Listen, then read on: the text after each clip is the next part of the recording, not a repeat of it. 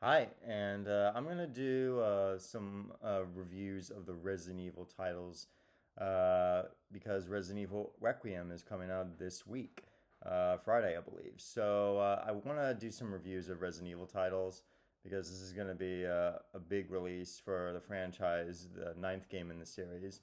And for me, I wanted to go back and give you my take on one of the best games in the series. I'm not starting with the first game. I'm going to start with the one that really brought the series into the mainstream and got a lot of new people introduced to the story of, the bioterrorism stuff, the Umbrella storyline, and all the favorite characters that everyone now, views as iconic. And that's going to be Resident Evil 4, and I'll talk about both versions of the game, the original game that came out in 2005 and the remake that came out in 2023.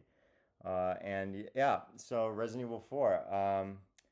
It stars Leon S. Kennedy, the guy that you played in Resident Evil 2. He's not a rookie anymore. He's now like a U.S. government agent that has to save the president's daughter who was kidnapped by these cultists.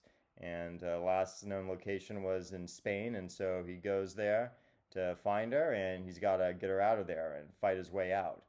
And this game was pretty one of the it was one of the most anticipated games when it was in development. I remember all the preview coverage of it, all the trailers, all the gameplay videos, and I remember the infamous like E3 2004 trailer and just the mystery behind what the game was, and that there were no zombies.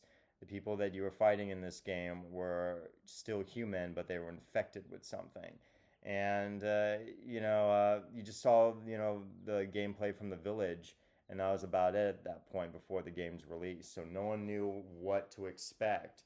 And but once you dig into the game, you realize there's more to it than just the village, and you fight a whole host of monstrous foes that have been turned into horrible creatures from this virus. And again, the virus, it's all what Umbrella created back when in Resident Evil 1. So it's still Leon, fighting bioterrorism and stuff like that. And I mean, that's good. I mean, that's the key to Resident Evil. That's what it is. It's not Silent Hill where, the main character's facing these kind of demonic manifestations, these psychological demons that are, you know, um, infested, within the city of Silent Hill. No, Resident Evil is more like, science fiction. It deals with like biohazard, bioweapons. Uh, it has a lot of action movie sensibilities to it. And even in the first Resident Evil, I mean, yeah, there was a lot of puzzle solving, there was a lot of item management, resource gathering, being very careful not to waste all your ammo. But at the same time, you got a lot of cool weapons in those earlier games. Grenade launchers, rocket launcher you used to fight the final boss with. Uzis. You got a lot of weapons. Shotguns and everything like that.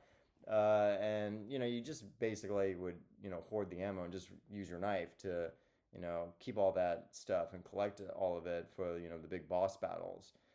And yeah, and that's true for Resident Evil 4. But in this game, it's way more action heavy. It's a more action packed, hard boiled, cinematic action game than what it was previously. But I feel like Resident Evil has always had those aspirations of being an action movie. It's always wanted to do that. I think it's even their creators, the creators of Resident Evil, have admitted to that. That yeah, there's horror elements. It's a survival horror game at its heart, but it does like to dip its toes into the action genre. And for Resident Evil 4, this was the biggest step forward. With the game, over the shoulder, the third person perspective. You know, in the old games, you didn't have that. You just would kind of lock on to whoever you were fighting and that was in front of you, and there wasn't any precision. You just fired your gun, and now you can like pick points where to fire at your enemy, the legs, the arm. If an enemy is holding a weapon, you can shoot out of their hands. Stuff like that, which made it just made the action more entertaining.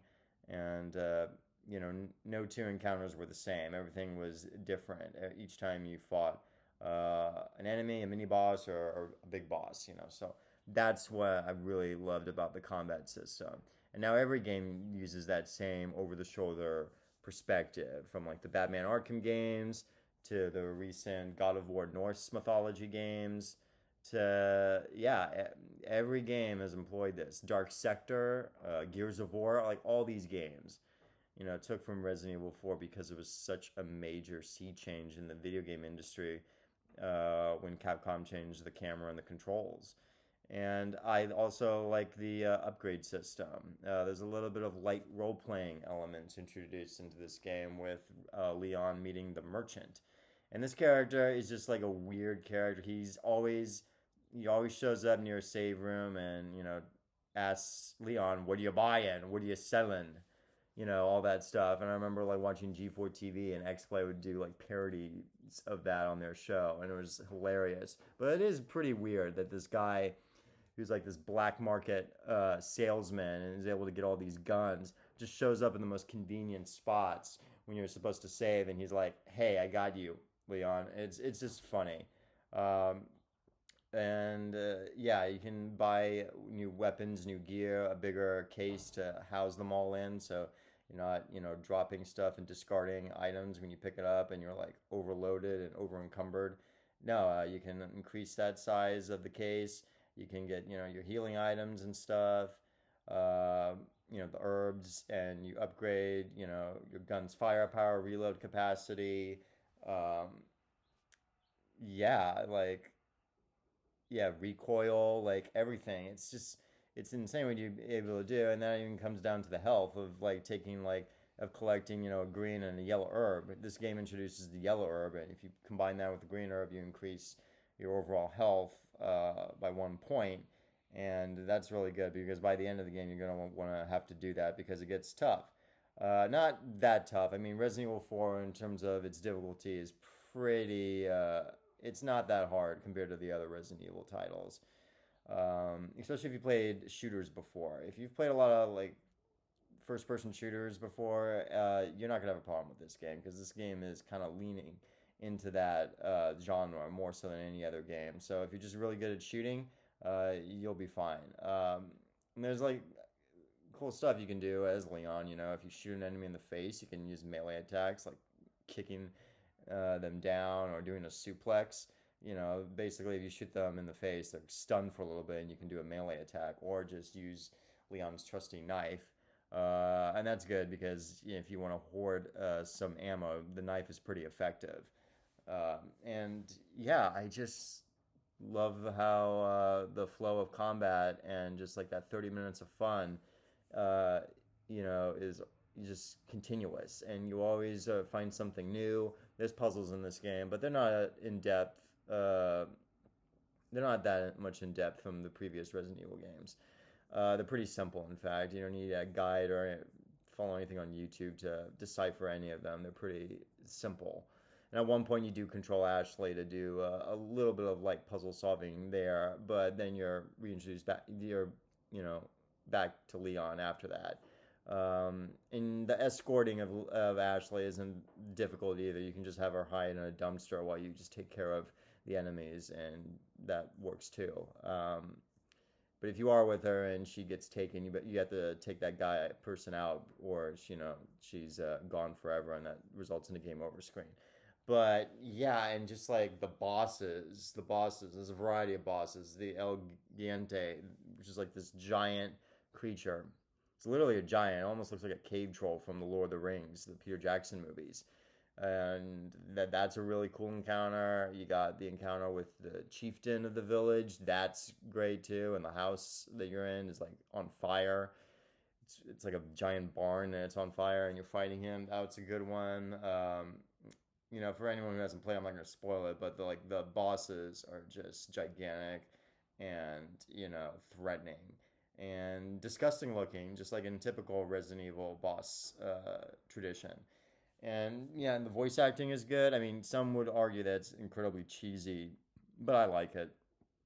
I like it, and yeah, the original Resident Evil 4 is, you can play it on pretty much anything. Capcom, reissued this game many times on different platforms, and yeah, I'm currently now playing it again on the Switch too, and that's fun to play in docked and handheld form. It's really good, and yeah.